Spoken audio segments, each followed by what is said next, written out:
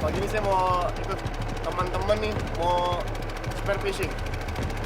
Di sana ada teman-temannya, ada Bang Yong, ada Bang Anto, sama Abdillah. Saya mau terjun bareng mereka, mau turun ke laut, mau coba nyari ikan pakai senjata. Selamat sore para pecinta sport fishing. Kali ini saya menjejakkan kaki di daerah Luwuk, Sulawesi Tengah. Tentunya kesempatan yang ditawarkan oleh Yanto, Nyong, dan Fadila nggak akan saya lewatkan begitu saja. Ya, ketiga teman dari Luwuk ini mau mengajak saya untuk mencoba salah satu teknik sport fishing yang berbeda dari yang lainnya. Karena teknik yang satu ini benar-benar selektif dalam memilih target ikan, jika pada teknik sport fishing yang lain seperti jigging, hasil ikan masih belum bisa tertebak. Namun dalam dunia spear fishing, kita bisa memilih ikan mulai dari jenis dan ukuran sesuai dengan keinginan. Kita mau langsung turun nih, di sana udah pada siap semua. Saya tinggal ikut aja dari sini. Tentunya tak mudah dalam melakukan itu. Lebih dulu kita harus bisa menguasai teknik snorkeling dan diving. Tanpa berlama-lama, saya didampingi teman-teman dari Luwuk langsung menyeburkan diri. Untuk bisa mendapatkan hasil sesuai keinginan, ternyata banyak faktor yang mempengaruhi teknik ini. Selain arus dan musim ikan, tentunya tingkat visibility atau kejernihan air juga memegang peranan penting. Ya, dengan tingkat visibility tinggi, ikan pun akan terlihat jelas saat snorkeling maupun menyelam.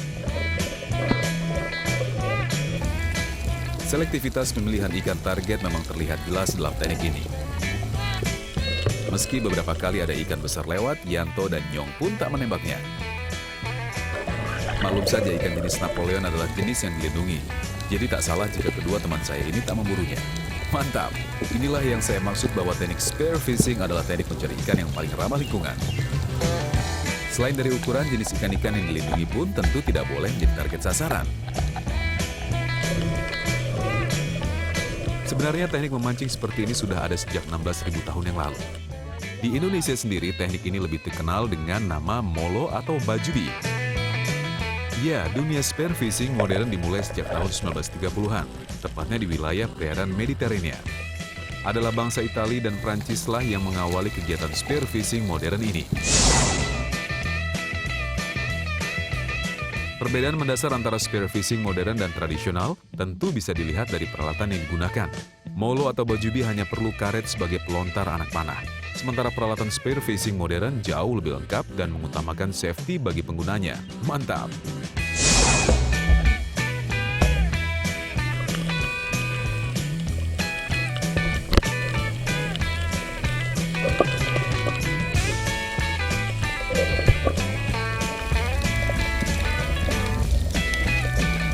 Setelah beberapa kali mencari-cari lokasi ikan, akhirnya Yanto berhasil strike.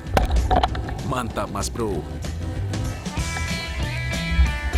Meski ukuran ikan tak begitu besar, tapi cukup membuktikan keakuratan dan keefektifan teknik ini dalam mencari ikan.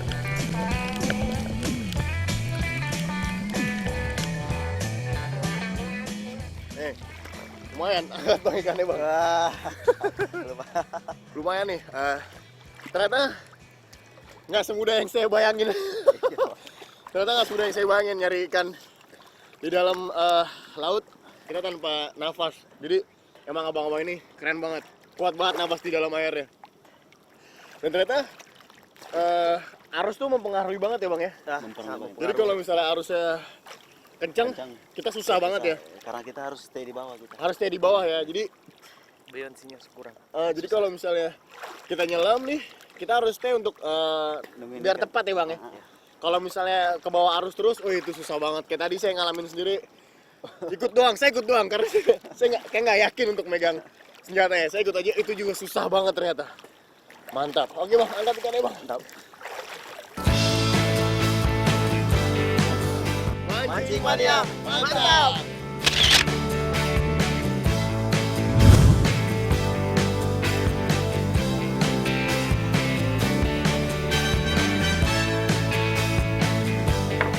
Saya lagi ada di Teluk Tomini di Sulawesi Tengah.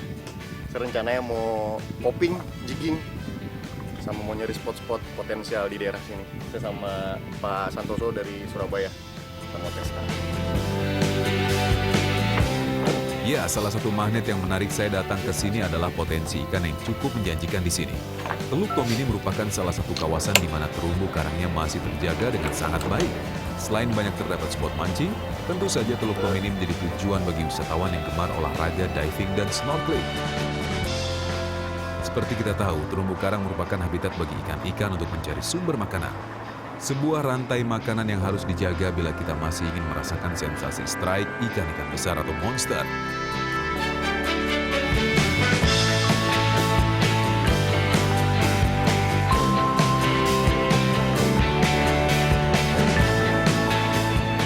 Kedatangan saya kali ini benar-benar di luar prediksi. Yap, perairan yang tadinya tenang sehari sebelumnya angin barat pun tiba. Namun hal tersebut tak menyurutkan semangat saya yang ditemani Santoso untuk bisa strike ikan di sini.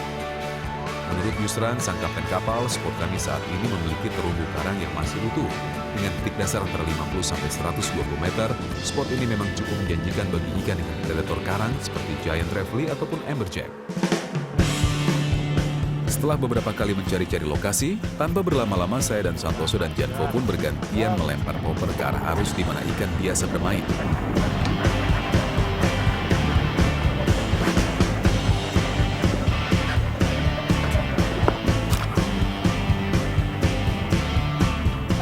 Beberapa kali percobaan ternyata tak ada respon dari ikan-ikan target.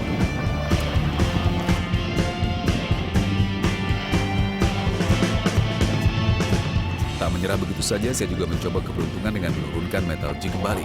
Menggunakan tali PE medium dan metal jig 600 gram, saya pun berharap umpan tidak terseret arus yang kuat. Sedikit memain-mainkan umpan dan akhirnya strike! Kuatnya tarikan ikan yang saya rasakan di joran, saya yakin bahwa bukan ikan kecil yang menyambar.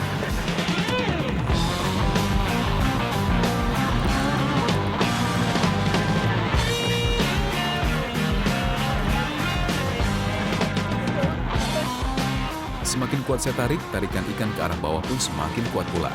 Mantap! Ikan apa ini kiranya yang menyambar umpan saya? Begitu tali leader terlihat, bayangan ikan pun mulai tampak.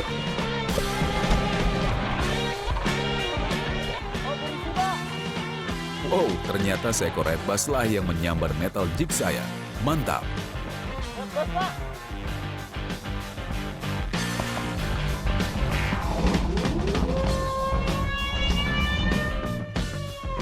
Nah, red bass. Lumayan ikan karang, tapi ini dalam nih biasanya. Biasanya red bass di kedalaman nggak terlalu dalam, nih dalam tadi saya 100 meter. Dapat red bass. Mantap.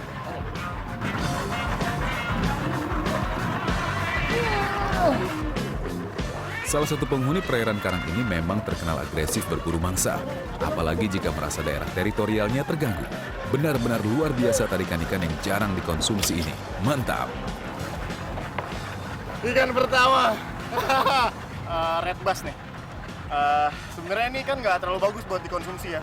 Karena kalau misalnya udah di atas 5 kg, dia biasanya mengandung ciguatera atau racun pada karang. Jadi ikan ini pemangsa segala karang. Jadi karang-karang yang mati pun, karang-karang yang udah ada racunnya dia bisa makan. Jadi kalau dia udah sebesar 5 kilo sebaiknya kita nggak konsumsi karena bahaya.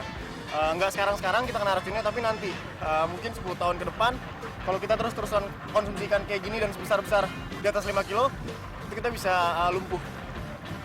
Mantap.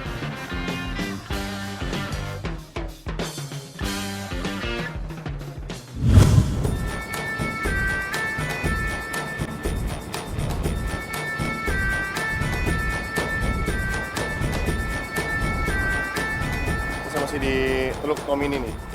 Hari ini saya mau coba sungai-sungai payungnya Teluk Tomini. Dan sih di sini ada black bass-nya juga. Kalau di sini disebutnya apa bang? Ikan black bass tuh bang? Takana? Kotaka.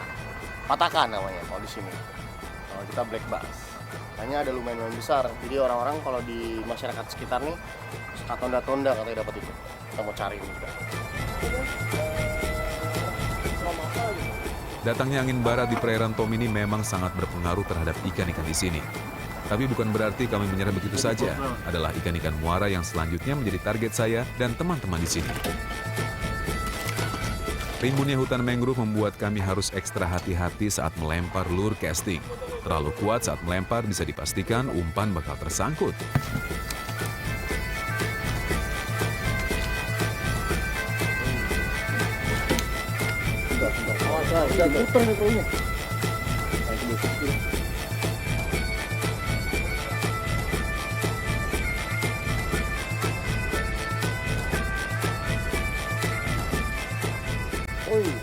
Dapat berapa banyak Bapak? Oh. Wih, nelayan sini cuma lewat doang bisa dapat 1 ekor besar. Pataka apa ya sini ya? Dari sering juga orang di kampung malam dapat sampai 5 ekor 6 ekor. Satu orang dapat. Oke.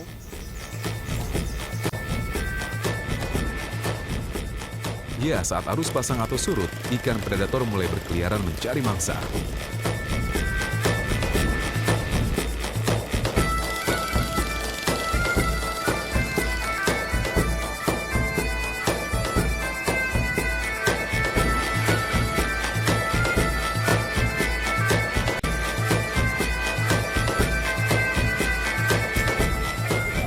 Benar saja, Janvo langsung membuka strike pagi ini. Dengan teknik casting yang mumpuni, seekor barakuda pun takluk di tangan angler asal Jogja ini. Mantap, bos! Ibu, mau ikan ini, Ibu?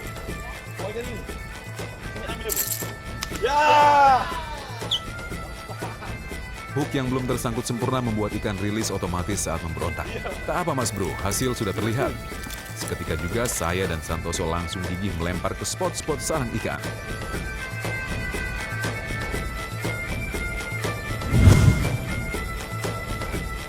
Wih, kali ini Santoso yang mendapat sambaran. Dengan peralatan yang maksimal membuat angler yang mulai keracunan teknik casting ini dengan mudah menaikkan ikan. Bukan ukuran jumbo, tapi mangrove jack juga memiliki sensasi tarikan kuat saat strike. Mantap!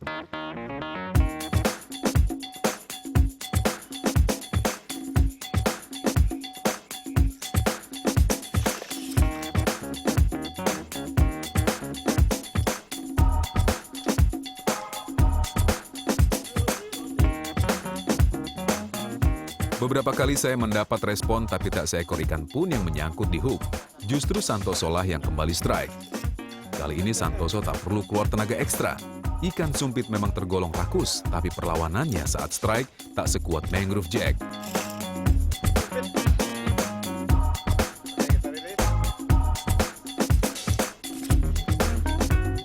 Lumayanlah muara ini. Setidaknya angin barat tidak berpengaruh terlalu signifikan terhadap ikan-ikan muara di sini.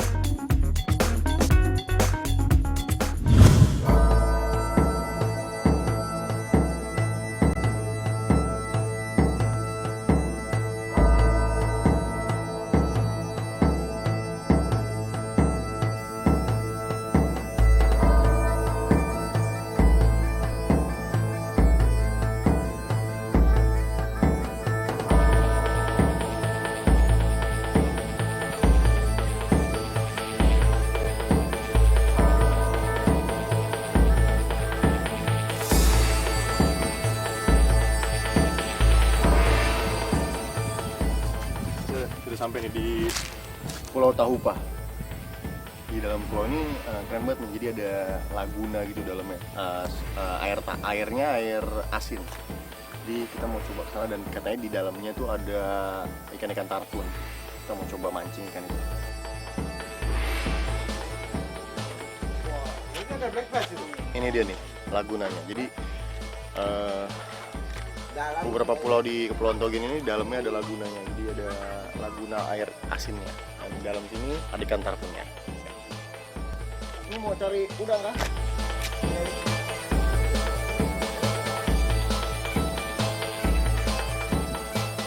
Masih kuat rasa penasaran saya, Yusran pun akhirnya mengajak kami ke spot tarpun di salah satu laguna yang ada di Teluk Tom ini. Mendengar target ikan, saya pun langsung mengambil kesimpulan bahwa kami harus memakai live bait sebagai umpan. Ya, Indo-Pacific tarpun akan mudah dipancing jika umpan udang hidup memikatnya.